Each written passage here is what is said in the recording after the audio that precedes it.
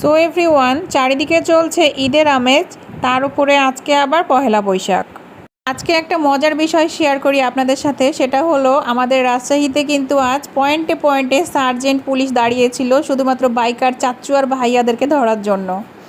আমরা মূলত তালাইবাড়ি এবং কাজলা হয়ে কাটাখালীর দিকে রওনা দিয়েছিলাম। তো আমরা এইটুকু রাস্তা পার হতেই একটু পরপর সার্জেন্ট দেখতে পাই, আর তারা অনেক অনেক পরিমাণ গাড়ি জব্দ করেছে। আর সেই সব বাইকগুলো বেশি ধরা হয়েছে যেই বাইকার ভাইয়া বা চাচুদের মাথায় হেলমেট ছিল না, কিংবা যারা তিনজন মিলে একসাথে ঘোরাঘুরি করে বেড়াচ্ছিল। দেখেন এইখানে এত গ্যাঞ্জামের মধ্যেও কিন্তু দুইজন দাঁড়ায় আছে গাড়ি ধরার জন্য। শুধু যে বাম সাইডে দুইজন দাঁড়িয়ে আছে তা কিন্তু নয়, ডান সাইডেও দুজন দাঁড়িয়ে আছে। পালাবি কোন দিক দিয়ে, সেই রকম একটা অবস্থা।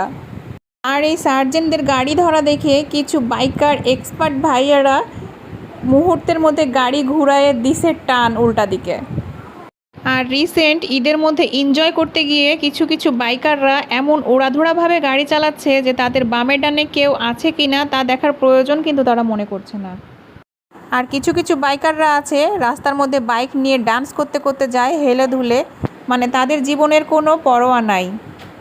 ঈদের মধ্যে ফাঁকা রাস্তা পেয়ে কিছু বাইকাররা নিজেদেরকে একদম সুপার হিরো ভাবে, এই জন্যই সার্জেন্ট চাচ্চুরা তাদেরকে শায়েস্তা করার জন্য পয়েন্টে পয়েন্টে আজকে দাঁড়িয়েছিল আমাদের রাজশাহীতে।